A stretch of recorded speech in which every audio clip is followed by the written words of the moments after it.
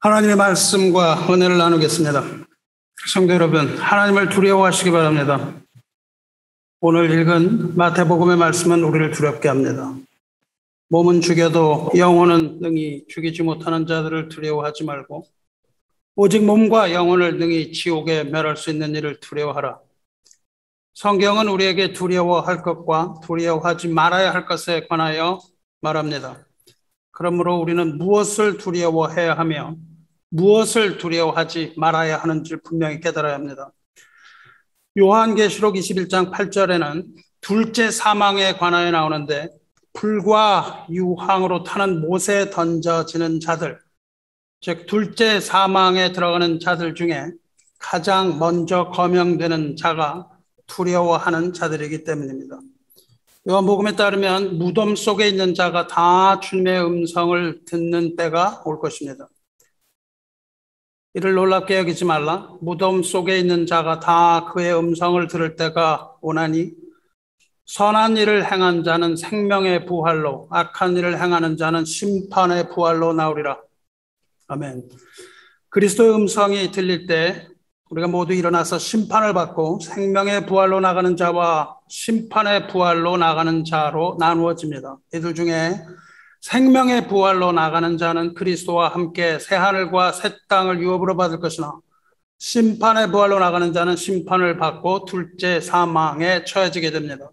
심판을 받고 둘째 사망에 처해지는 사람들의 목록이 요한이 계시록 21장 8절에 분명히 기록되는 바 믿는 자들은 다 이 말씀을 믿어야 할 것입니다. 그런데 죽은 몸이 부활하여 둘째 사망으로 불과 유황으로 타는 곳 The Lake of Fire and Sulfur, 여기 들어가는 자가 어떤 자인지 아십니까? 물론 믿지 않는 자가 거기에 들어간다고 합니다. 하지만 믿지 않는 자보다 더 먼저 계수되는 자가 있는데 믿지 않는 자보다 더 먼저 나오는 것이 두려워하는 자입니다. 요한계시록 21장 8절에 그러나 두려워하는 자들과 믿지 않는 자들과 흉악한 자들과 살인자들과 음행하는 자들과 점술가들과 우상 숭배자들과 거짓말하는 모든 자들은 불과 유황으로 타는 못에 던져지리니 이것이 둘째 사망이라. 그러므로 우리는 그 두려움이 무엇인지, 그 두려움의 실체가 무엇인지 분명히 알아야만 할 것입니다. 그리고 두려워할 것과 두려워하지 말아야 할 것을 분명히 깨달음으로 마땅히 두려워할 것을 두려워하고 마땅히 두려워하지 말아야 할 것을 두려워하지 말아야 하겠습니다. 먼저 두려워하지 말아야 할 것에 대해 알아봅니다. 두려워하지 말 것은 두려워하지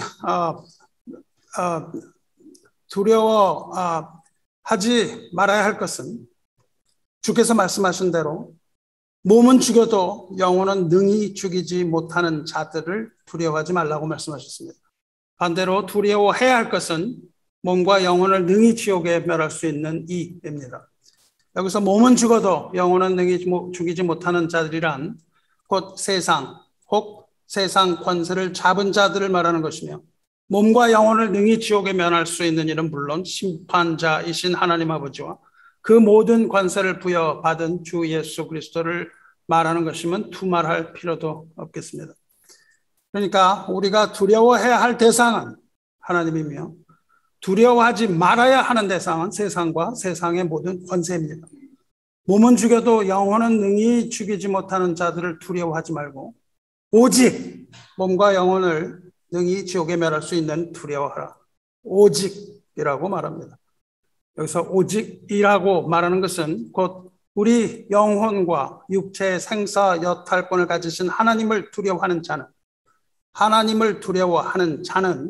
하나님 외에 그 어떤 것도 두려워하지 않는다는 뜻입니다.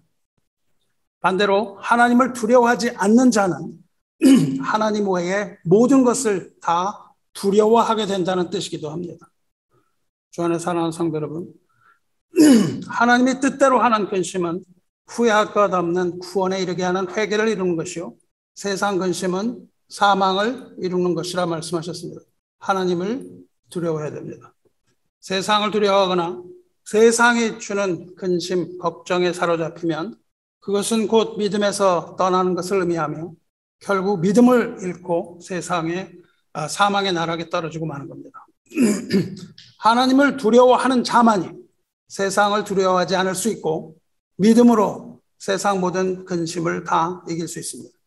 세상을 두려워하지 말고 하나님을 두려워하시는 주님의 이 말씀은 진리이며 세상 모든 사람에게 적용되는 겁니다. 그런데 오늘 읽은 이 말씀의 본뜻은 거기에만 머무는 것이 아니고 더욱더 깊은 의미를 가지고 있습니다. 그것에 대해서 오늘 알아보려고 합니다. 이것을 위해서 우리는 다니엘서로 넘어갑니다. 지난주 설교를 기억하시죠? 다니엘이 사자굴에 떨어졌던 그 일 말입니다. 다니엘을 시기하여 음모를 꾸몄던 신하들은 왕 이외에 다른 어떤 신에게 기도하면 누구든지 사자굴에 넣어서 죽인다는 그런 법령을 만들고 왕의 허락을 받아냈지만 이것을 두려워하지 않고 다락방에 들어가서 예루살렘을 향하여 창문을 열고 이전에 하던 대로 하나님께 기도하던 그 다니엘은 사자굴에 떨어지게 됩니다. 이 사자굴 이야기의 시대적 배경은 바벨론이 멸망한 후 메대의 왕 다리오가 유다를 지배하던 시기라고 제가 말씀드렸습니다. 메대의 왕 다리오가 유다를 지배하던 시대입니다. 그 전에 바벨론이 있었습니다. 바벨론은 인류 역사상 그 유례가 없는 역사상 인류 최강의 나라입니다. 역사상 가장 큰 영토를 가지고 지배했던 것은 몽골일지 모르지만 바벨론은 문화와 법학, 천문학, 문학, 상업, 무역, 종교 각 분야에 있어서 가장 발달했었던 국가입니다. 그런데 그토록 막강했던 바벨론이 하루아침에 무너지고 맙니다. 아주 하루아침에 무너져요. 왜 그랬을까요? 바벨론의 그 멸망에 관한 예언을 다룬 책이 바로 다니엘서입니다. 바벨론이 왜 그렇게 갑자기 멸망했는지 알아보기 전에 바벨론은 어떻게 생겨났는지 먼저 알아봐야 합니다. 바벨론, 엄격하게 말해서 우리가 신바벨론이라고 부르는 이 제국은 다니엘이 살던 시대에 생겨납니다. 사실 바벨론의 근본은 더 올라가서 창세기의 바벨탑 사건까지 올라가지만 다니엘 시대에 새롭게 재건되어서 신바벨론이 탄생합니다. 그리고 신바벨론 재건의 중심에 그 유명한 주인공 느부갓네살 왕이 있습니다. 이제 신바벨론이라 부르지 않고 그냥 바벨론이라고 부릅니다. 다니엘의 시대는 이스라엘의 역사상에 가장 암울한 시대였어요. 느부갓네살 왕은 총 3번에 걸쳐서 유다를 침공하는데 1차 침공 후에 첫 번째 침공 후에 자기들이 마음대로 조정할 수 있는 꼭두각시 왕을 세워놓고 이스라엘 백성들을 포로로 잡아서 바벨론으로 데려갑니다. 이때 느부갓네살 왕이 꼭두각시로 세운 유다 왕이 시드기야입니다. 시드기야는 하나님 앞에 악한 왕이었습니다. 하나님의 악하다 함은 첫째, 교만하여 하나님을 의지하지 않는 죄와 둘째로 하나님의 이름을 모독하는 죄와 세 번째로 우상을 섬기는 죄를 말합니다.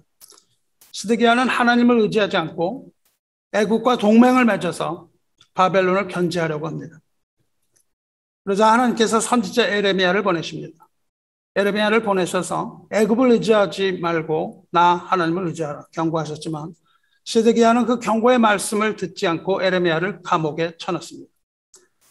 결국 애굽은 바벨론의 상대가 되지 못했고 바벨론의 상대가 되지 못했던 애굽이 예루살렘을 도와주지 못하고 느부갓네살은 예루살렘을 2번 더 침공했고 3번째 침공했을 때 유대는 완전히 멸망하고 맙니다. 이때 느부갓네살 왕은 3번째 침공에서 시드기야 앞에서 그의 2 아들을 살해하고 시드기야의 2 눈을 뽑고 바벨론으로 끌고 갑니다. 이때 성전은 불탔고 성벽도 무너집니다. 그것이 3번째 침공이에요. 그리고 다니엘은 1차 침공 때 끌려간 사람입니다. 이렇게 3회에 걸친 침공이 있었고 그때마다 유대 백성들을 포로로 끌어갑니다. 이 세 번의 사건을 역사는 바벨론 유수라고 불러요. 영어로는 Babylonian Captivity 혹은 Babylonian Exile 그렇게 부르는데 유다가 바벨론의 포로로 잡혀갔다는 뜻입니다. 유다가 바벨론의 포로로 잡혀가요. 이후 바벨론이 멸망하게 되는데 바벨론을 멸망시킨 것은 페르시아 왕 고레스가 메디아와 연합 전선을 펴서 바벨론을 멸망시킵니다. 페르시아 왕 고레스에 의해서 예루살렘으로 포로들이 귀환할 때까지 그들은 바벨론에서 포로 생활을 해야 됐습니다. 포로 생활했어요. 이 포로 생활의 시대, 이 시대를 배경으로 지은 오페라가 있는데 그 유명한 베르디의 나부코입니다. 느부갓네살의 이탈리식 이름이 나부코예요. 그래서 오페라 나부코의 주인공은 물론 느부갓네살 왕입니다. 나부코 그러면 제3막에 나오는 히브리 노예들의 합창이 가장 유명합니다. 제가 대학 다닐 때 경영학집에 가면 늘 틀어주는 단골 소재가 히브리 노예들의 합창이에요. 이 히브리 노예들의 합창, 파벤시에로, The Chorus of the Hebrew Slaves, 이 곡은 바벨론으로 끌려간 유대 포로들이 억압과 노역에 시달리면서 유프라테스 강변에서 강제 노역을 할 때 고향 예루살렘을 그리며 조국을 향해 부르는 노래입니다. 동시대 유명한 작곡가 로시니는 이것은 오페라가 아니고 소프라노, 알토, 테너, 베이스 이 네 파트를 위한 웅장한 아리아다 그렇게 극찬했습니다. 나부코의 배경은 시편 137편입니다. 시편 137편은 당시에 포로로 끌려갔던 노예들의 애환을 그린 시입니다. 1절에 우리가 바벨론의 여러 강변 거기에 앉아서 시온을 기억하며 울었도다. 바벨론 포로들이 바벨론 강가, 즉 유프라테스 강가에 앉아서 두고 온 고향 시온을 생각하며 눈물을 흘리고 있습니다. 노예들의 합창 가사도 그렇죠. 가거라 내 생각이여 금빛 날개를 타고 고향으로 가라 이렇게 시작해요. 그리고 시편 137편을 그대로 이야기합니다. 시편 2절을 보면 그 중에 버드나무에 우리가 우리의 수금을 걸었나니 강변에 버드나무가 있는데 그 버드나무에 내가 연주하던 악기를 걸어요. 그들은 비록 노예로 잡혀오긴 했지만 악기를 연주하면서 하나님 찬양하는 것을 쉬지 않았습니다. 그렇지만 이제 하나님을 찬양하던 그 수금 악기를 버드나무의 가지에 걸어놓고 더 이상 찬양의 노래를 부르지 않겠다고 결기를 보이는 겁니다. 왜 그랬을까요? 왜 더 이상 노래를 하지 않을까요? 3절 보면 이는 우리를 사로잡은 자가 거기서 우리에게 노래를 청하며 우리를 황폐하게 한 자가 기쁨을 청하고 자기들을 위하여 시온의 노래 중 하나를 노래하라 합니다. 왜냐하면 바벨론 사람들이 너희 노래 잘한다며 한곡해봐 이렇게 말한 겁니다. 한곡해봐 너희 하나님 뭐 찬양 그런 거 잘한다며 우리 앞에서 한번 불러봐 이렇게 얘기하면서 그들 앞에서 하나님을 찬양하는 노래를 부르라고 청했기 때문입니다. 우리가 이방 땅에서 어찌 여호와의 노래를 부를까? 어떻게 우리가 그 앞에서 그들을 위하여 하나님의 노래를 부르겠는가? 예루살렘아 내가 너를 잊을진데 내 오른손이 그의 재주를 잊으리로다. 예루살렘을 잊어버리고 내가 여기에 살 바에는 그럴 바에는 차라리 내가 악기 연주하는 법 다 잊어버리겠다. 내가 예루살렘을 기억하지 아니하거나 내가 가장 즐거워하는 것보다 더 즐거워하지 아니할진데 내 혀가 내 입천장에 붙으리로다.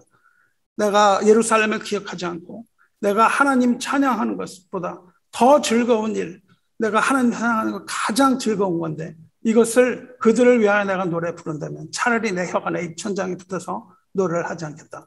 하나님 찬양을 하지 못할 바에는 차라리 혀를 내 입천장에 붙여버리고 다시는 노래를 부르지 않겠다는 자유이런 히브리 노예들의 슬픈 노래입니다. 이것을 배경으로 나부코가 만들어주죠. 또 현대에 들어와서는 이 시편의 이 구절을 주제로 부른 노래가 있는데 그것은 보니 M의 By the Rivers of Babylon, 바빌론 강가 그 노래입니다. By the rivers of Babylon where we sat down, 우리가 바빌론 가에 앉아서 And there we wept, 우리가 울었고 When we remembered Zion, 우리가 시온을 기억했을 때 울었다. Cause the wicked carried us away in captivity. 그 사악한 자들이 우리를 끌고 와서 required from us a song. 우리들에게 노래를 하라고 강제를 시켰다. How can we sing King Alpha's song in a strange land? 우리가 어떻게 알파 왕의 노래를 이 낯선 땅에서 우리가 그 노래를 부르겠는가? 번역하면 우리가 어떻게 알파 왕의 노래를 부르겠냐는 거죠. 즉 하나님 외에는 어떤 왕도 알파라고 하는 이름 가진 그 왕 앞에서 다시는 노래하지 않겠다 말합니다. 여기서는 킹 알파라고 했지만 물론 그것은 그 이름은 느부갓네살 왕입니다. 느부갓네살 왕 앞에서 다시는 하나님을 찬양하는 노래를 그를 위하여 부르지 아니하겠다 그 말입니다. 느부갓네살은 위대한 왕입니다. 느부갓네살은 정복자로도 위대한 영웅이었지만 대단한 통치 능력을 가진 사람이었어요. 전쟁에서 얻은 전리품으로 고대 그 유명한 도시 바벨론을 봉헌합니다. 그 바벨론 지금 그 죽은 그 이라크의 그 누굽니까? 이라크의 누구죠? 사담 후세인? 사담 후세인이 그 바벨론의 영광을 위하여 다시 그것을 재건하려고 할 그것이 바로 바벨론 도시죠. 그래서 복원을 좀 했습니다. 거기에 가면 여러분이 보시면 이슈타 게이트 오브 이슈타라는 게 있어요. 이슈타 문을 보면 그 빛이 아주 찬란하고 거기에 그것은 아주 에메랄드 빛의 그 블루로 돼서요. 우리가 보기에 정말 아주 경탄을 자아냅니다. 그리고 또 거기에 가면 지구라트라고 부르는 하늘을 찌르는 듯한 피라미드 선전이 있죠. 그래서 음모론자들은 우주인들이셨다고까지 얘기합니다. 그리고 그 성벽의 규모는 아주 어마어마합니다. 현대 구조물과 견주어도 거기에 세웠던 교량 같은 건요. 지금 보아도 아주 견고하게 지었어요. 하수도 세계 최초의 하수도입니다. 하수도를 이 탈을 발라갖고요. 방수 시설하고 아주 커다란 지금 중국에서 물 난리 나갖고 하수도를 보니까 요만한 걸 달아놨더라고요. 그 당시에 그 어마어마한 파이프라인으로 하수도를 그때 이미 쳤어요. 우리 눈을 아주 휘두르게 하는 그 수많은 유물들이 있습니다. 그 중에 유명한 것이 소위 세계 7대 불가사의라고 하는 공중정원입니다. 행인 가든이라고 하는 것인데 이 공중정원이 나부코에 나옵니다. 나부코 오페라에서 그 코러스를 부를 때 배경으로 이 공중정원 나타나죠. 느부갓네살이 메대와 맹약을 맺을 때에 왕비를 데려오는데 그 왕비를 위해서 공중정원을 지은 것으로 되어 있습니다. 이토록 유명한 느부갓네살이었다는 거죠. 통치자로 또한 전쟁을 아주 잘했던 그런 왕으로 이렇게 위대했던 그 바벨론의 영광이 90년 만에 어느 한순간 신기루와 같이 사라져버립니다. 하루아침에 사라져요. 그리고 그 사담 후세인이 복원하기까지 전설에나 나오는 그런 나라가 되고 맙니다. 그런 도시가 되고 말아요. 그 영광이 어떻게 그렇게 갑자기 사라졌는지 그것이 오늘 다니엘서에 자세히 기록이 되어 있습니다. 추적해 보려고 하는 거예요. 다니엘서는 예언서입니다. 성경에 두 개의 예언서가 있는데 하나는 다니엘서고 하나는 요한계시록입니다. 다니엘서는 크게 두 가지를 예언해요. 하나는 이 세상 나라들의 실제적으로 일어나는 역사에 대하여 예언합니다. 그리고 두 번째 더 중요한 예언이 있는데 더 중요한 예언은 하나님 나라에 관한 예언입니다. 다니엘의 예언은 결국 오실 메시아에 대하여 예언합니다. 당시에는 예수님 오시지 않았기 때문에 오실 메시아에 관한 이야기예요. 그리고 또 다시 오실 메시아에 관한 이야기하고 이 땅에 도래할 하나님의 나라에 대한 이야기 그리고 구약에서 유일하게 부활에 관하여 예언이 되어 있고요. 심판에 관하여 이야기되어 있고 그 후 여러 가지가 흥미진진하게 펼쳐집니다. 하나님 나라에 대한 예언은 9장부터 시작되고 그 이전은 이 땅의 나라들에 대한 역사에 대한 예언들이에요. 우리가 그대로 추적을 해서 어떻게 그 예언들이 이 땅에서 일어났는가 그대로 확인할 수 있습니다. 1장은 다니엘이 포로로 잡혀오는 이야기입니다. 지금 설명드린 그 역사적 배경에서 어떻게 포로로 잡혀왔나 그 이야기예요. 그리고 2장부터 세상 역사에 관한 예언이 시작됩니다. 기억하시기 바랍니다. 지금부터 하는 이야기는 어떻게 바벨론이 영광이 하루아침에 무너졌는가 거기에 초점을 맞추고 지금 진행해요. 2장은 느부갓네살 왕의 꿈 이야기로 시작합니다. 느부갓네살은 어떤 동일한 꿈을 여러 번 반복해서 꿔요. 그리고 그 꿈 때문에 마음에 번민해요. 그래서 잠을 이루지 못합니다. 꿈이 계속 괴롭히는 거예요. 그래서 잠을 못 자다가 또 잠이 들면 그 꿈을 꾸고 계속 하는 거예요. 이 최고 권력을 가진 거머쥔 자가 꿈 때문에 그렇게 두려워합니다.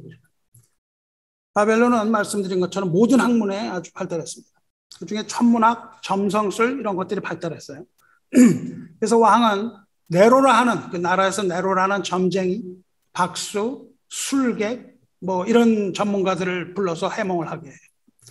하지만 꿈의 내용이 어떤 건지 알려주지 않고 해몽하라고 그럽니다. 여러분 꿈을 해몽할 때면 이렇게 해몽해야 됩니다. 내가 이런 꿈을 꿨는데 어떨까요? 이런 건 다 거짓말이죠. 내가 이런 꿈을 꿨는데 어떤 꿈 꿨는지 맞춰보세요. 그리고 그 꿈이 무엇인지 얘기해 보십시오. 그렇게 얘기를 했습니다. 왕이 그 꿈이 어떤 건지는 알려주지 않고 그 꿈이 뭔지를 맞히고 그 꿈이 무엇을 의미하는지 얘기해라. 어떤 꿈을 내가 꾸었는지 맞추고 그 꿈의 내용을 얘기하면 상을 주겠지만 너희가 꿈을 해몽한다고 하면서 내가 어떤 꿈 꾸었는지 알아맞히지 못하면 너희는 다 가짜 힘으로 모두 죽이겠다 이렇게 얘기를 해요. 그러니까 술객들과 점쟁이들과 해석가들이 그걸 맞추지 못하죠. 맞추지 못한다고 하니까 왕이 명령을 내립니다. 모두 다 죽여라. 명령을 내려요. 얼마나 포악한지 모릅니다. 절대 권력을 가진 자가 할 수 있는 거죠. 그 권력을 얼마나 큰 권력을 가졌는지 우리가 능히 알 수 있습니다. 그리고 그의 성격도 알 수 있죠. 그래서 왕은 근위대장을 부릅니다. 그래서 이 나라에 있는 모든 술객과 점쟁이와 박수와 해몽하는 자들과 다 죽이라고 명령을 해요. 그때 다니엘도 죽임을 당하게 됩니다. 왜냐하면 포로로 잡혀왔던 다니엘도 그 부류에 속했기 때문이에요. 그 모든 지식층이 다 죽게 됐습니다. 그래서 다니엘이 나한테 시간을 주면 내가 꿈을 해석하겠습니다. 그렇게 말합니다. 그렇게 말한 다니엘은 이 시점에서 꿈이 뭔지 몰랐어요. 그래서 나한테 시간을 주면 내가 해석하겠다. 그리고 다니엘은 집으로 돌아가서 함께 잡혀온 친구들한테 이 사실을 얘기합니다.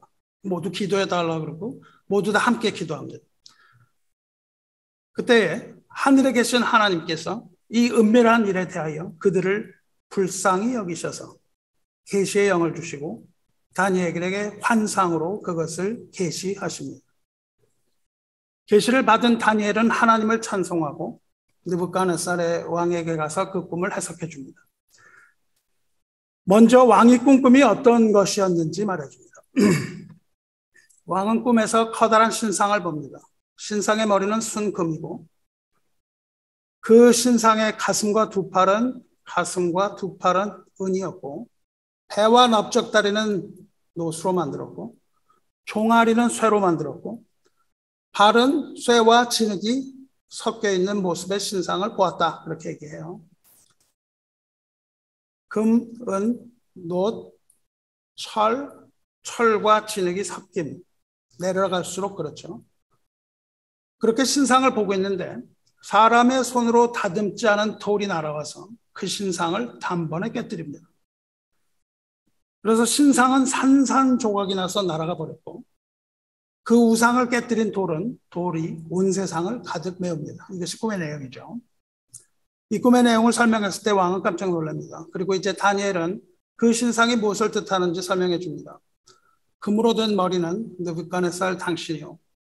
그리고 당신이 지배하고 있는 바벨론 왕국이라고 말합니다. 그러니까 그 신상의 부위는 나라를 뜻하는 것이었어요. 머리는 바벨론 왕국. 아주 그 영화를 가지고 있는 그 영광을 가지고 있는 금과 같은 찬란한 바벨론이라고 얘기해 줘요. 그리고 느부갓네살 당신이 왕 중의 왕이요. 그렇게 말합니다. 그런데 그 나라가 망할 것이라고 말해요. 당신이 가진 나라가 망할 것이요. 그리고 다른 나라가 일어나는데 그 다른 나라는 바벨론보다 좀 못합니다. 그래서 은 같은 나라가 일어난다고 얘기해요. 실제적으로 바벨론이 망하고 은과 같이 조금 못한 나라가 생기는데 그것이 바로 우리가 지난주에 읽었던 다리오 왕, 메대의 다리오 왕과 페르시아의 연합국입니다.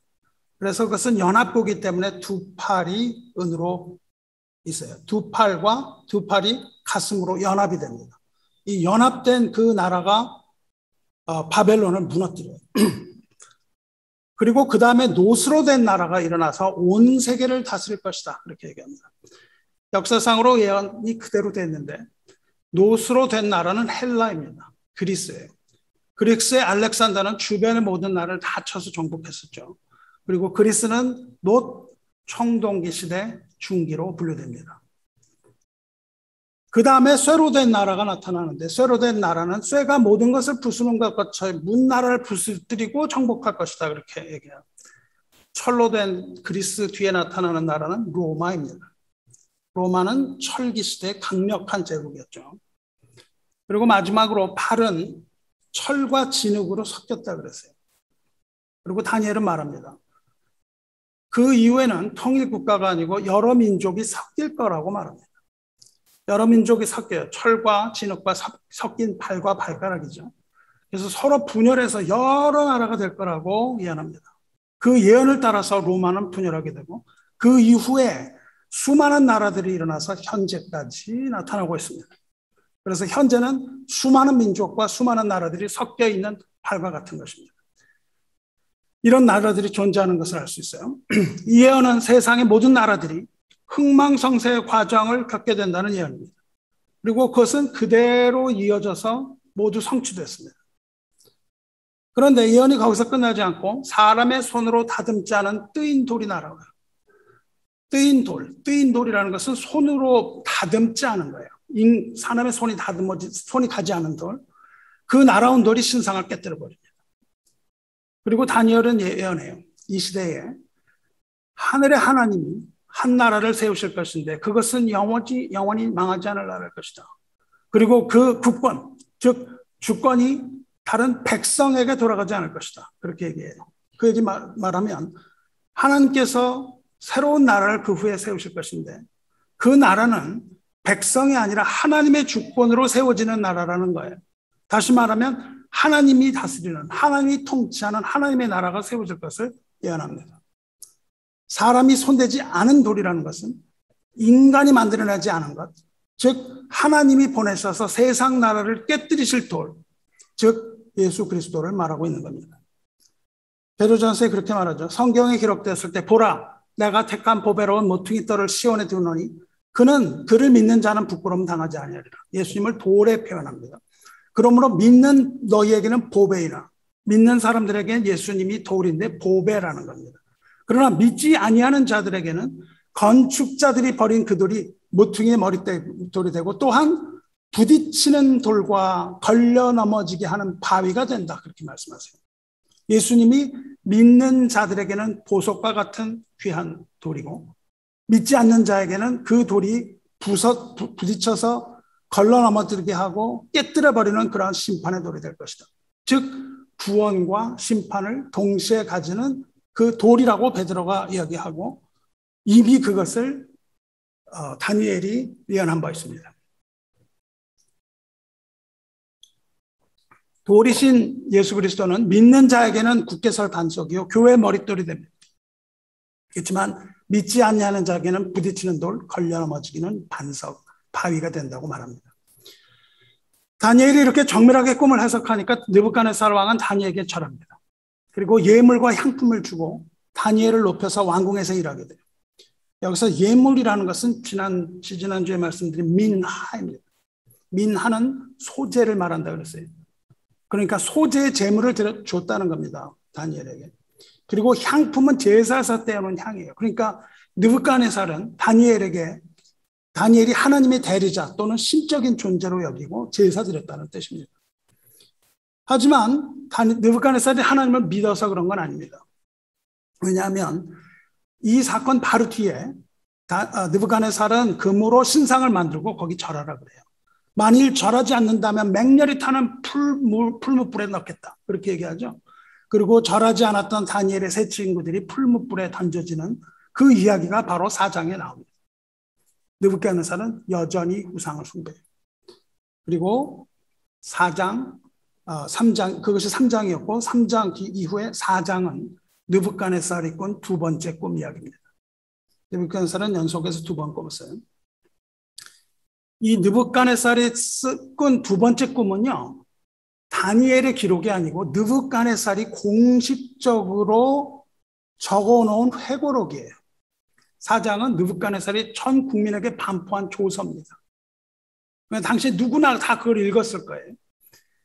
모든 백성들에게 왕이 직접 내린 조서에 그 두 번째 꿈 이야기가 나와요. 이 조서를 통해서 느부갓네살은 자신이 하나님 앞에서 얼마나 미미하고 미약한 존재인지 고백을 합니다. 백성들에게 고백을 해요. 그리고 그 첫 번째 꿈 이후에 자신이 얼마나 교만했었는지를 또한 고백합니다. 온 백성들에게 고백해요.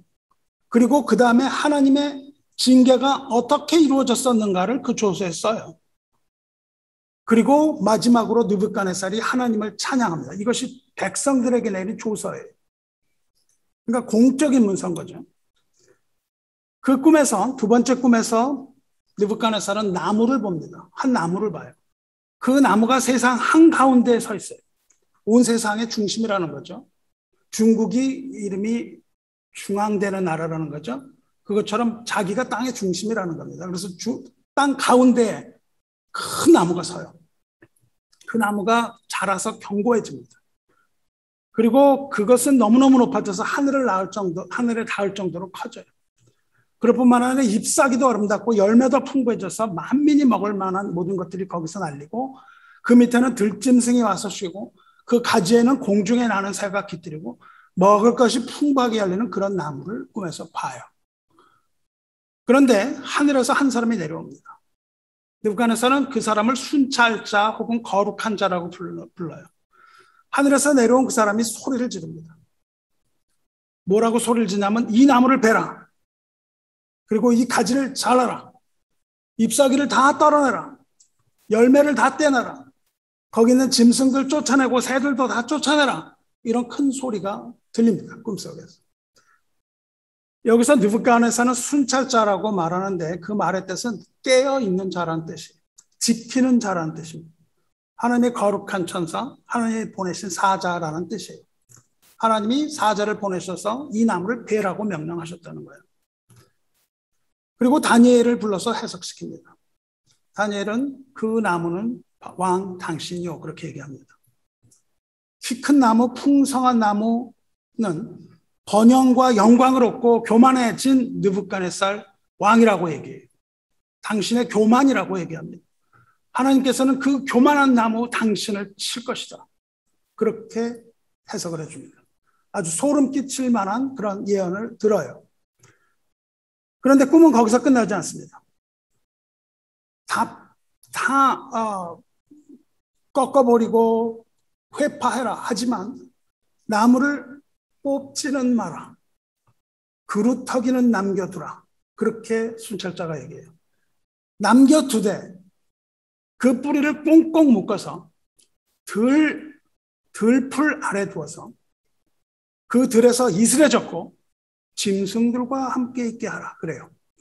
나무를 다 베어버리고 열매도 베어버리고 뭐 다 짐승도 쫓아내고 그렇게 하는데 뿌리는 남겨둬라. 그러면 밤에 이슬을 맞고 거기에는 짐승들이 함께 있을 것이다. 그런다면 그 마음이 변하여 사람의 마음 같지 않게 되고 짐승의 마음을 받을 것이다. 그렇게 얘기해요. 짐승의 마음을 가지고 7대를 지나리라. 그게 꿈에서 그 소리 지르는 사람이 얘기합니다. 뿌리는 남겨두는데 들판에 두어서 짐승들과 함께 두되 그렇게 되면 그 마음이 변해서 사람의 마음을 잃어버리고 짐승의 마음을 받고 7대를 지내리라. 느부갓네살은 이런 음성을 꿈속에 듣습니다. 그리고 다니엘은 그것을 해석해 주면서 그 꿈대로 될 것이요. 그렇게 예언합니다. 그 꿈과 해석이 있은 지 1년이 지나갑니다. 아무 일 없이 1년이 지나갑니다. 1년이 지난 후에 어떻게 됐는지 아십니까? 꿈에서 본 대로 느부갓네살은 들로 나가게 됩니다. 들에 나간 느부갓네살 왕은 짐승들과 함께 지냅니다. 그리고 이 느부갓네살 왕은 소처럼 풀을 먹으면서 지냅니다. 무슨 일이 일어난 걸까요? 왕이 미쳤습니다. 왕이 1년 후에 미치게 되고 정신 이상이 됩니다. 그래서 미친 자가 되어서 들에 나가서 자기가 소라고 생각을 합니다. 소라고 생각하면서 풀을 뜯어먹고 살기를 7년 지납니다. 꿈에서 7대라고 한 것이 7년을 얘기했어요. 조서는, 이 조서를 읽어보면 7년이 지난 후에 왕은 제정신이 돌아와요. 제정신이 돌아와서 이 조서를 작성한 겁니다. 내가 그런 꿈을 꿨었는데 그로부터 1년 후에 내가 들판에 나가서 정말 소처럼 풀을 먹고 7년을 지났고 7년 후에 내가 정신이 돌아와서 이것을 기록한다. 그렇게 말해요. 그래서 자신이 미쳤던 걸 기록하고 얼마나 연약한 존재였는지, 그리고 하나님이 얼마나 위대하신 존재였는지 그 이름을 찬양해요. 이렇게 마칩니다. 그때에 7년이 지났을 때 내 총명이라는 건 understanding, 이해한다는 겁니다. 정신이 제대로 됐다는 거예요. 내 총명이 내게로 돌아왔고 또 내 나라의 영광에 대해서도 내 위엄과 광명이 내게로 돌아왔고 또 나의 모사들과 관원들이 내게 찾아오니 내가 내 나라에서 다시 세움을 받고 또 지극한 위세가 내게 더했느라. 뿌리를 뽑히지 않았다는 겁니다. 7년이 지난 다음에 다시 그것을 얻었어요. 그러므로 지금 나 느부갓네살은 하늘의 왕을 찬양하며 칭송하며 경배하노니 그의 일이 다 진실하고 그의 행하심이 의로우심으로 교만하게 행하는 자를 그가 능히 낮추심이라. 이것이 국민에게 대국민 말하자면 조서였어요. 교회 사랑하는 성도 여러분, 도대체 느부갓네살에 어떤 일이 어떻게 생긴 걸까요? 어떤 일이 일어났길래 그토록 한순간에 하늘을 나는 새도 떨어뜨릴 만한 그 권세를 가졌던 사람이 그 모든 것을 다 잃고 들에서 유랑하며 소처럼 풀을 뜯어먹는 광인이 되었을까요? 4장 29절에서 스스로 자기가 설명을 하고 있습니다. 무슨 일이 일어났는지 설명을 해요. 꿈을 꾼 지 1년이 지나고 그 꿈을 잊어버릴 만한 때가 됐습니다. 그 꿈을 잊어버리고 왕이 한가롭게 왕궁을 거닐어요. 왕궁의 지붕에 올라가서 거닐고 있었다고 합니다. 그 근동 지방이 다 평평한 지붕이죠. 거기에 올라가서 자기가 만든 거대한 바벨론을 바라봅니다. 매일 보는 것이지만 엄청난 것이었죠. 그래서 스스로 자신을 찬양합니다. 나 왕이 말하여 이르되 이 바벨론은 내가 능력과 권세로 건설하여 나의 도성으로 삼고 이것으로 내 위엄의 영광을 나타낸 것이 아니냐. 이렇게 스스로 얘기하고 있었다는 거예요.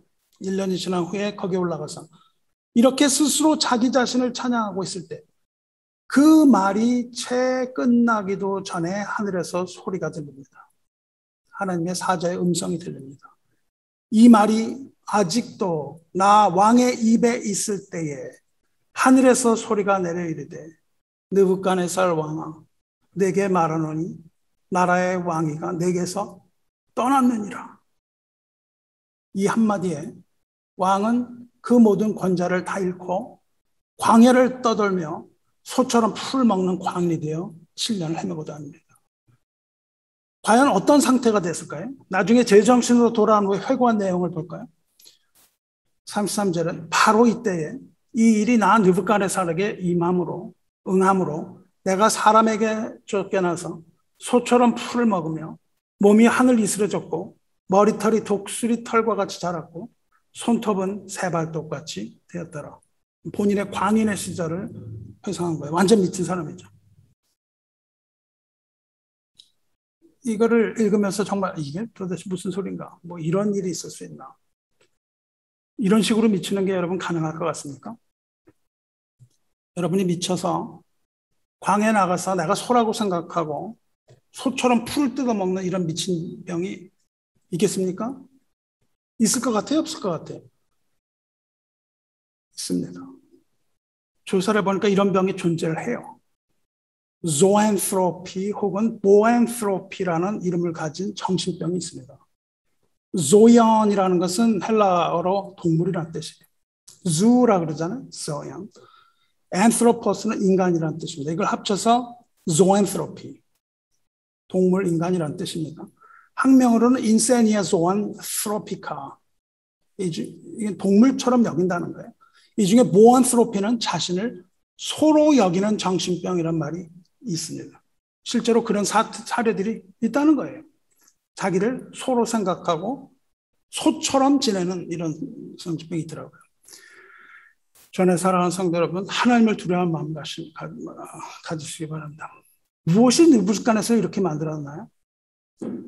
하늘을 나는 권세를 가진 이 느부갓네살을 한순간에 광인으로 만든 건 무엇입니까? 그건 아주 간단한 한마디입니다. 느부갓네살 왕아, 나라의 왕위가 내게서 떠났느니라. 이 한마디예요. 하늘에서 들려오는 이 한마디를 듣고 왕은 순간 정신을 잃고 동물처럼 광야를 헤맸다고 고백하고 있는 겁니다. 사랑하는 성도 여러분, 주님을 두려워하시기 바라요. 왕을 짐승처럼 만든 것은 정치적 음모가 아닙니다. 그것은 뭐 반란군이 그렇게 만든 것도 아니에요. 적의 침공 때문에 그런 것도 아니고 어떤 재난을 만난 것도 아닙니다. 느부갓네살 왕을 짐승처럼 만든 것은 오직 단 한마디, 하늘에서 들려오는 하나님의 음성입니다. 왕위가 내게서 떠났느니라. 이 한마디로, 이 한마디에 왕은 고꾸러지는 겁니다. 너의 왕위가 내게서 떠났다. 이 말씀 한마디로 충분한 겁니다. 성도 여러분, 이것을 아시기 바랍니다. 하나님의 심판은 구구절절히 이야기하지 않습니다. 하나님의 심판은 단 한마디인 것을 우리가 기억해야 됩니다. 내 왕위가 너를 떠났다. 그리고 그것은 되돌릴 수 없는 것을 기억해야 됩니다. 느부갓네살 왕처럼 하나님의 말씀 한마디에 모든 권세와 모든 부귀와 모든 영광은 한순간에 다 떠내려가는 것을, 떠나가고 마는 걸 깨달으시기 바랍니다. 몸은 죽여도 영혼은 능히 죽이지 못하는 자들을 두려워하지 말고 오직 몸과 영혼을 능히 지옥에 말할 수 있는 일을 두려워하라. 이것을 우리는 하나님의 주권이라고 부릅니다. 하나님은 우리의 생사의 대권을 쥐고 계십니다. 그러므로 우리는 하나님을 두려워해야 합니다. 현대 교회의 비극이 무엇입니까? 현대 교회와 교인들의 비극은 하나님을 두려워하지 않는 겁니다. 예수님을 자기의 뜻을 관철시키는 수단으로 생각합니다. 하나님을 자기 소원을 들어주는 알라딘 램프로 전락시켜버리고 말았습니다. 하나님을 우리가 부리는 영으로 생각하고 하나님의 콧수염을 건드리는 성도, 그리고 그렇게 하라고 부추기는 교회, 이것이 현대 교회의 모습입니다. 여러분, 여러분의 기도가 거절당하면 어떤 반응을 보입니까? 여러분의 기도가 거절당했는데 여러분 하나님께 감사합니까? 아니면 분노가 차오릅니까? 여러분의 기도는 모두 여러분의 뜻대로 응답받아야만 됩니까? 하나님은 우리의 기도를 들으시고 우리의 뜻대로 하셔야만 됩니까? 우리가 어떻게 예배를 드리든 간에 하나님은 우리의 삶이 어떻든 간에 하나님은 우리 예배를 받으셔야만 합니까? 우리가 어떻게 하든 하나님은 우리 찬양 다 받으셔야만 합니까? 우리 마음대로 그냥 해도 하나님은 다 받아야만 되는 겁니까? 우리가 어떻든 간에 하나님은 우리 예배 가운데 임재하셔야만 됩니까? 성도 여러분, 우리는 가인의 제사를 드리면 안 됩니다. 만일 하나님이 누구인지를 여러분이 보았다면 여러분과 저는 절대로 가인의 제사를 드릴 수 없습니다. 하나님이 받으실 거라고 하고 그렇게 제사 드릴 수 없는 거예요. 하나님께서는 받지 않으십니다. 여러분과 제가 하나님을 한 번이라도 만나보았다면 절대 우리는 그렇게 할 수 없는 겁니다. 하나님의 그 광대하심을 여러분이 보고 하나님의 이 위대하심을 보았다면 우리 절대 그렇게 할 수 없는 거예요. 하나님의 사랑은 하나님의 뜻에 복종하는 사람에게 주어지는 사랑입니다. 우리가 뭐 아무렇게나 해도 하나님의 사랑이 있는 게 절대 아니라는 거예요. 그런데 그 사랑은, 하나님의 뜻에 순종하는 사람에게 주어지는 그 사랑은 우리가 상상할 수도 없는 무한대의 사랑입니다. 우리 자신을 돌아보기 바랍니다. 당신은 사랑받기 위해 태어난 사람, 이런 노래나 부르고 뭐 축복이나 받고자 하고 성령의 기름 부으심 받았다 그러고 이런 것들로 가득하지 않습니까? 맞습니다. 하나님 사랑입니다. 하지만 그 하나님의 사랑은 아무 가치 없는 그렇게 주어지는 이 땅에 벌어지는 그런 사랑은 아니라는 겁니다. 인간을 위해서 자기 아들을 십자가에서 무참하고 처참하게 도륙하신 사랑입니다. 무서운 사랑입니다. 절대 놓지 않는 사랑입니다. 한치의 자비함도 없이 독생자를 십자가에서 못 박으신 그런 끔찍한 사랑입니다. 우리는 그 사랑을 알아야 합니다. 독생자를 십자가에 못 박으신 그 사랑을 깨달으시기를 주님의 이름으로 축원합니다. 그리고 절대적인 공의 위에 세워진 하나님의 그 사랑을 보시기를 축원합니다. 성도 여러분, 몸은 죽여도 영혼을 능히 죽이지 못한 자들 두려워하지 말고 오직 몸과 영혼을 능히 지옥에 면할 수 있는 이를 두려워하라. 이 말씀은 일반인에게 주어진 말씀이 아닙니다. 누구에게 주어졌을까요? 이 말씀은 주님께서 12제자를 세상으로 파송하실 때 하신 말씀입니다.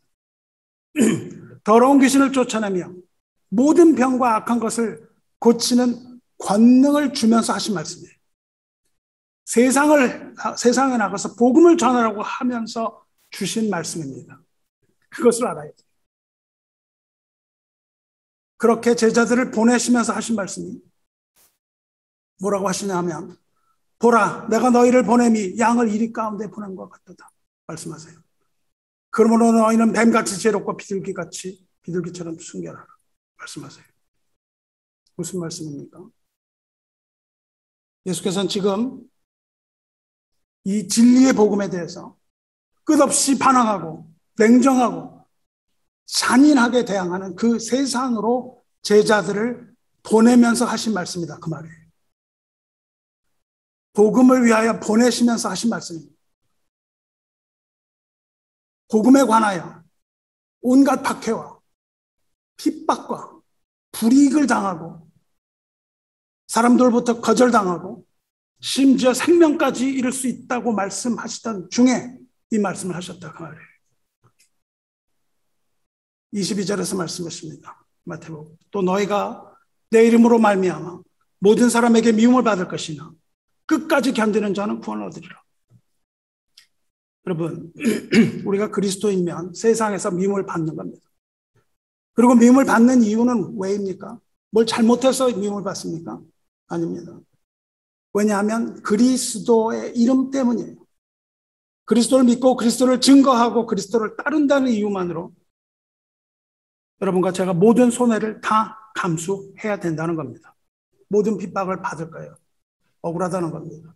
그런데 여러분, 여기서 이름 때문이라고 하셨는데 그리스도인이라는 이름은 우리가 지은 이름이 아닙니다.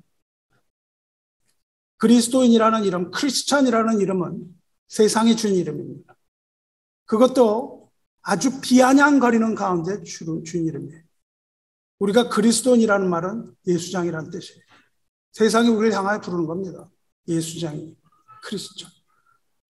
그런데 이 그리스도인이라는 이름은 성경에 3번밖에 안 나옵니다. 그리스도인이라는 이름 때문에 핍박을 받는데 그 이름은 3번밖에 안 나온다고요. 그리스도인이라는 나타내는 그런데 그리스도인을 나타내는 단어로 성경에 많이 나오는 단어가 있습니다. 계속 나오는 단어가 있는데 그것은 바로 제자라는 이름입니다. 예수님은 우리를 그리스도인이라고 안 부르셨어요. 예수님은 우리를 제자라고 부르셨습니다. 제자라는 이름 때문에 세상은 핍박을 하는 겁니다. 그리고 24절에서 지금 하시는 그 말씀, 두려워하고 두려워하지 말라는 말씀이 대상이 제자라고 말씀을 하세요. 제자가 그 선생보다 또는 종이 그 상전보다 높지 못하니 제자가 그 선생 같고 종이 그 상전 같으면 족하다. 집주인을 바알세불이라 할까는 그 집사람들이요. 우리가 성경 이야기 어려울 좀 난해하지만 무슨 말씀입니까? 이런 말씀입니다. 제자가 제 아무리 지식을 얻는다 하더라도 선생의 법을 따라가야 한다는 뜻이에요. 제자는 제 아무리 뛰어나도 스승의 제자입니다. 그런데 세상은 스승이신 예수님을 향하여 바알세불이라고 불렀어요. 마귀라고 불렀다는 겁니다. 예수님대로. 세상이 예수님대로 마귀라고 부르면서 온갖 욕설을 퍼붓고 핍박을 퍼부었으니 제자인 너희들은 이것보다 더 큰 핍박과 환난을 각오하고 있어라. 그 말씀하시는 겁니다. 나한테 막이라고 했으니 너희들에게는 오죽하겠냐? 그 말씀을 하세요. 그런즉 너희는 그들을 두려워 말라. 그렇게 말씀하시는 거예요. 스승이 핍박을 받는다면 제자들이 핍박받는 것은 당연하다. 그러므로 핍박하는 자들을 두려워하지 말라. 그렇게 말씀하세요. 하지만 감추인 것이 드러나지 아닐 것이 없고 숨은 것이 알려지지 않을 것이 없느니라. 여러분 성경을 때 이거 한 줄만 띄어갖고 절대 이해하지 마세요. 감추인 것은 드러나지 않는 것이 없고 숨은 것이 알려지지 않는, 무슨 말씀하고 계십니까? 너희가 그렇게 핍박을 받고 고생할 거지만 모든 것은 감추어지지 않는다. 아무도 알아주지 않는 것 같지만 은밀하게 보시는 하나님이 너희들이 고생하는 것, 핍박받는 것, 괴로워하는 것, 너희들이 그리스도 이름을 위해서 죽는 것, 이런 거 하나님이 은밀하게 보시는 하나님이 그 모든 것을 다 보고 계시니 그 모든 것이 하나님에겐 다 드러나는 것이므로 너희는 두려워하지 말라. 그 말씀하신 겁니다. 그리고 또 말씀하세요. 내가 너희에게 어두운 데서 이르는 것을 광명한 데서 말하며 너희가 귓속말로 듣는 것을 집 위에서 전파라. 무슨 말씀이세요? 예수님께서 은밀하게 복음으로 비밀로 말씀하셨어요. 복음의 비밀을. 예수님께서 은밀하게 제자들에게 하신 그 복음의 비밀, 이제 너희가 담대하게 세상을 향하여 외치라. 그 말씀을 하고 계시는 겁니다. 그리고 오순절 성령을 받은 제자들은 이 말씀을 따라 복음의 비밀을 담대하게 전합니다. 그러므로 몸은 죽여도 영혼은 능히 죽이지 못하는 자들을 두려워하지 말라는 이 말씀 가운데 있는 거예요.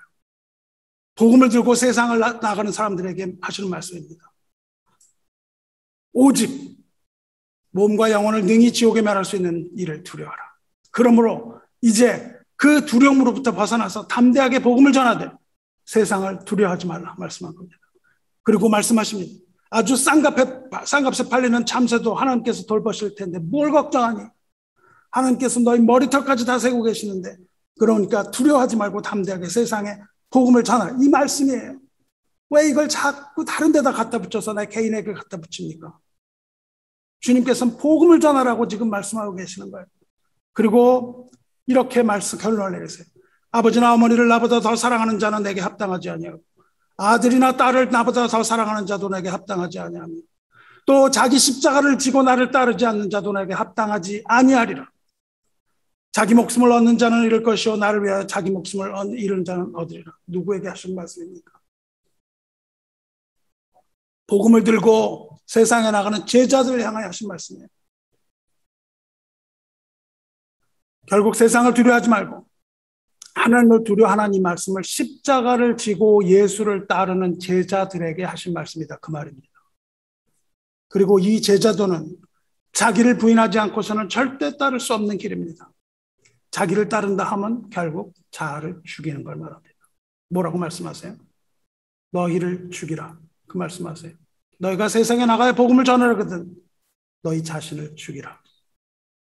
그리고 세상을 두려워하지 말고 나를 두려워하라. 자신을 죽이지 않고는 주님을 따를 수 없는 겁니다.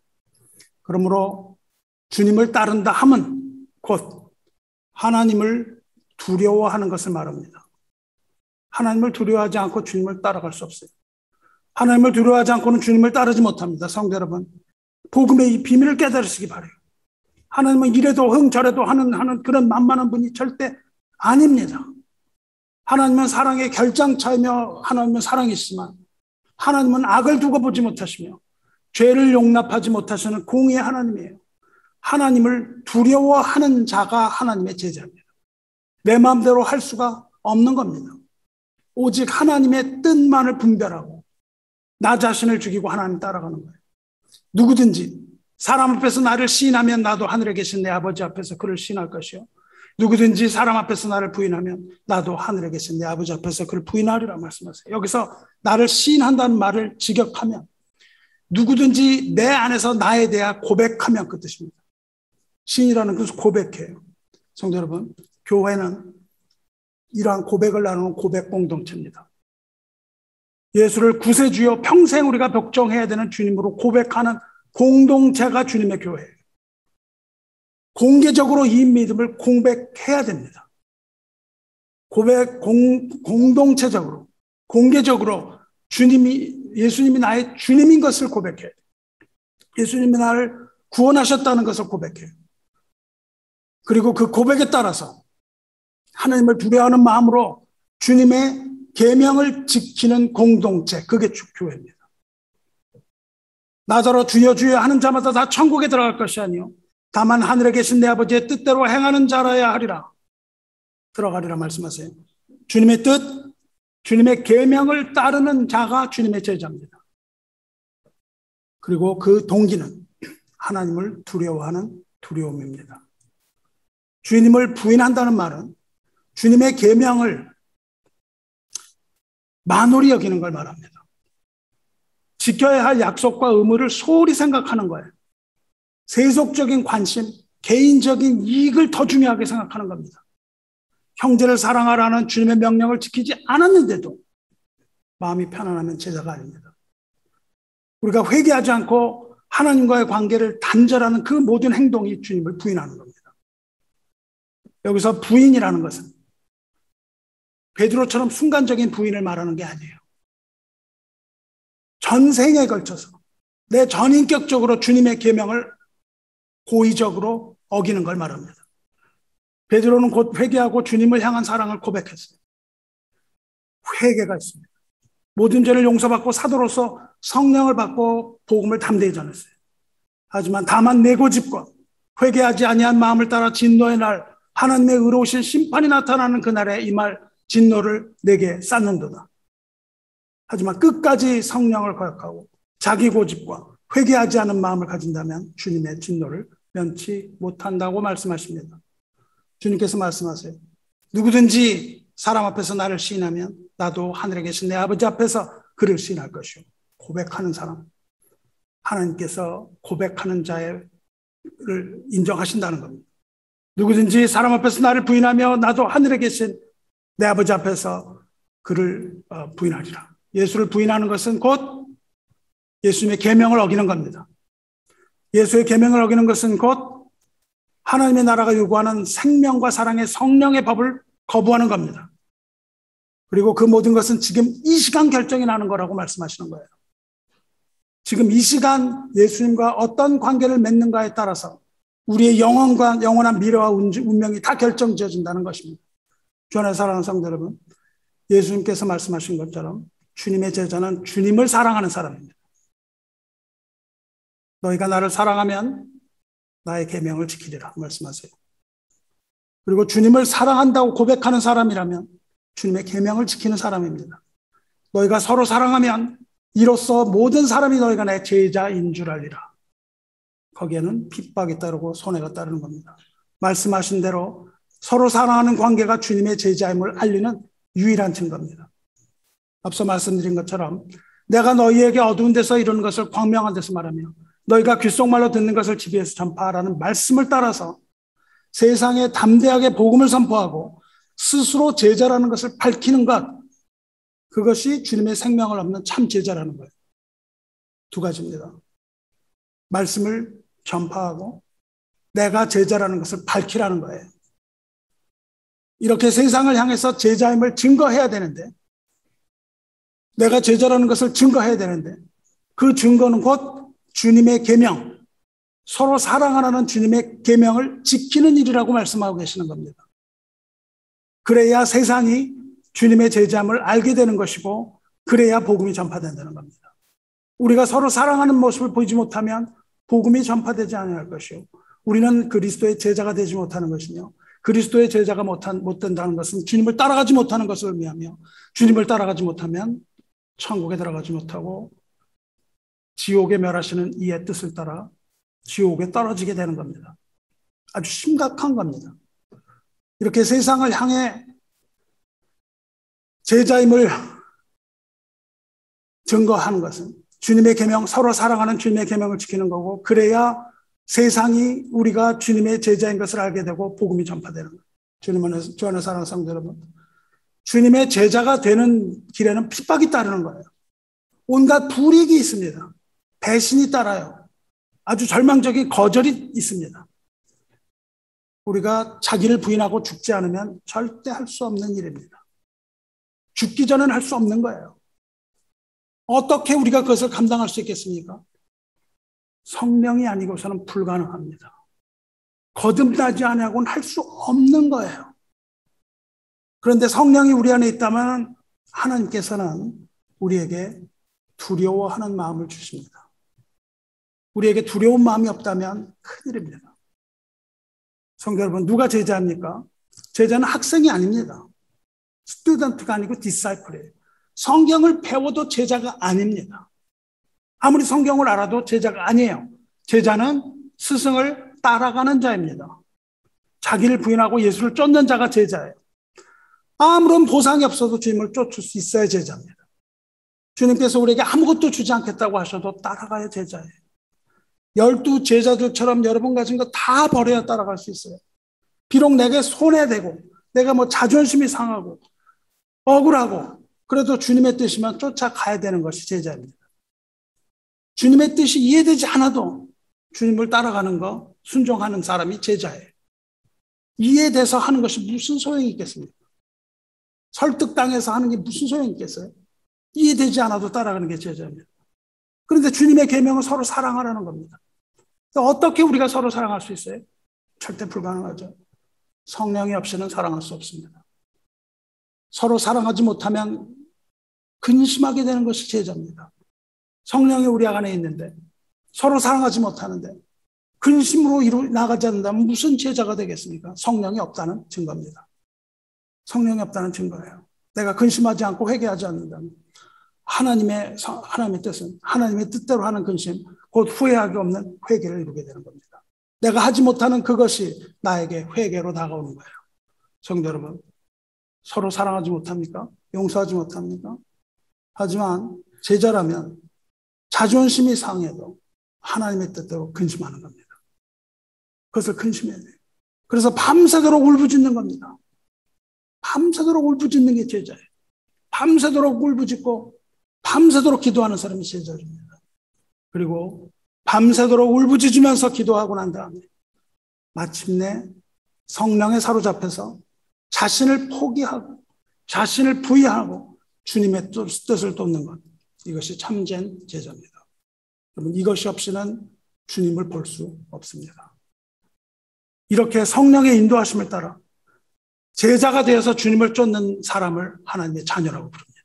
그리고 하나님의 백성이라고 부르며 하나님의 백성이라고 부르심을 받기에 합당한 자입니다. 주님께서 생명의 말씀을 그 제자 무리들에게 전하셨을 때 모든 무리가 다 주님을 떠나갔습니다. 기억하시죠? 그리고 제자들에게 물으십니다. 너희도 가려느냐? 하지만 베드로 뭐라고 합니까? 주님, 생명의 말씀이 여기 있사오니 우리가 어디로 가오리까? 베드로와 제자들은 주님을 떠나지 않고 따랐습니다. 여러분은 어디에 속합니까? 여러분은 무리입니까? 제자입니까? 무리는 그리스도를 떠납니다. 무리는 떠나요. 교회의 멤버는 주님을 떠납니다. 오직 여기 앉은 사람 중에 제자만이 주님, 생명의 말씀이 주께 있사오니 우리가 어디로 가오리까 고백하는 사람입니다. 여러분 어디입니까? 여러분 무리입니까? 모여있는 무리예요? 아니면 여러분 제자입니까? 성도 여러분, 느부갓네살은 그래도 하나님을 경외했으므로 그루터기는 남겨두셨습니다. 하지만 바벨론 왕국은 그의 후손인 벨사살 왕에 이르러서 교만이 더욱 가득하고 하나님을 기만하고 우상을 숭배했습니다. 그래서 하나님께서 그를 치시고 왕국은 그날로 멸망합니다. 오늘 읽은 본문이에요. 그 벨사살 왕이 모든 귀족들과 왕비들과 다 더불어서 향연을 벌이고 자기의 조상인 느부갓네살이 하나님의 지성소에서 가져온 그 금그릇을 술을 담아서 마시면서 우상을 찬양했습니다. 그렇게 하고 있을 때 그 옆에 있는 하얀 석고복에 손가락이 나와서 글을 쓰는 걸 봅니다. 뭐라고 썼습니까? 메네 메네 데겔 우르바신, 메네 메네 데겔 우르바신. 다 연애를 하고 있는 현장에 손가락이 나와서 글을 씁니다. 메네 메네 데겔 우르바신, 그 뜻은 하나님이 이미 그의 때를 세서 끝나게 하셨다. 내가 너를 세어보아 끝나게 했다. 그 말이에요. 그리고 너의 무게를 저울에 달아보고 기준양 미달이라고 판정 내렸다. 그 말입니다. 말씀 뵙겠습니다. 사랑하는 성도 여러분, 사랑하는 성도요, 주 안에서 사랑하는 형제요, 자매 되신 여러분,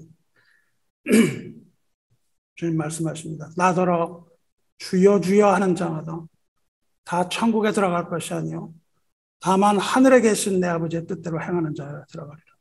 무리는 주여 주여 외칩니다.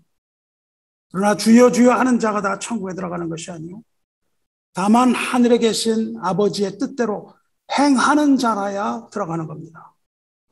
주님이 가신 십자가의 길을 따라서 제자의 길을 따라가면 하나님의 뜻대로 제자의 삶을 사시기 바랍니다. 하나님께서는 우리의 남은 날수를 계산하고 계십니다. 우리를 세고 계시다는 거예요. 그리고 우리의 무게를 저울에 달아보고 계시는 겁니다. 주님의 제자란 무릇 몸과 영혼을 능히 지옥에 멸할 수 있느니 하나님을 두려워하는 마음으로 자기를 부인하고 자기를 죽이고 주님의 십자가를 따라가는 자, 주님을 따라가는 자, 이것이 제자입니다. 우리 모두 주 안에서 서로 사랑하며 세상으로 하여금 우리가 주님의 제자인 것을 드러내시기 원합니다. 그리고 그 안에서 복음을 담대히 전하는 귀한 성도 되시기를 주님의 이름으로 축원합니다. 함께 기도하겠습니다. 은혜와 사랑이 충만하신 하나님 아버지, 오늘 이 시간 주님의 사랑과 은혜 가운데에 이 계시의 말씀을 듣게 하시고 그 안에서 은총 베풀어 주심 감사드리나이다. 바벨론의 느부갓네살도 하나님의 단 한마디 말씀으로 광이 된 것처럼 하나님께서는 땅의 모든 사람들을 없는 것 같이 여기시며 하늘의 군대에게든지 땅의 사람에게든지 하나님의 뜻대로 행하시는 하나님인 것을 우리로 하여금 깨닫게 해주셔서 감사합니다. 우리가 마땅히 두려워해야 할 하나님을 또한 깨닫게 하시니 감사합니다. 하지만 죄인을 불쌍히 여기셔서 독생자를 주시고 그를 믿는 자마다 영생을 얻게 하는 그 사랑을 보여주시고 믿음으로 그 안에 들어가는 자마다 구원해 주시는 하나님의 사랑 앞에 우리가 우리 자신을 부인하고 주님의 십자가를 지고 그 길을 걷기 원하나이다. 하지만 우리의 마음은 원이로되 육신이 약하오니 성령으로 충만하게 해주셔서 우리 마음을 주장하시고 세상의 모든 두려움으로부터 구원하여 주시되 하나님의 뜻대로 근심하는 자에게 주님의 은총을 베푸셔서 후회할 것 없는 회개를 이루게 하시고 세상 모든 죄로부터 구원하시고 주님을 따르는 제자의 삶을 살고자 하는 이들에게 주님의 끝없는 평강으로 부으셔서 은혜로 이 길 걸어가게 하여 주시옵소서. 주님을 사랑하는 이 자리의 모든 자녀들에게 주님의 의를 드러내시고 모든 환난으로부터 건져 주시옵소서. 이제 곧 다시 오실 하나님의 아들 우리 주 예수 그리스도의 거룩하신 이름 받들어 기도드리옵나이다. 아멘.